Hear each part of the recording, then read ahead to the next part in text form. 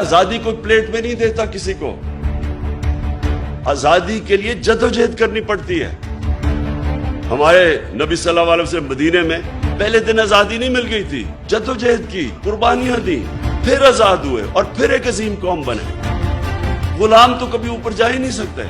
ला इलाहा इल्लल्लाह, अल्लाह से आपका हल्फ है कि अल्लाह तेरे सिवा मैं किसी के सामने नहीं झुकूंगा, फिर आप कैसे किसी की गुलामी कर सकते? जब आप ये दावा कर देते हैं तो फिर अल्लाह आप पे छोड़ देता है और कौमें वो उठती हैं जो फिर अपने पैर पे खड़ी होती है, कुर्बानियां देती है, मिल के कौम कुर्बानी देती है, वो फिर निकल जाती है।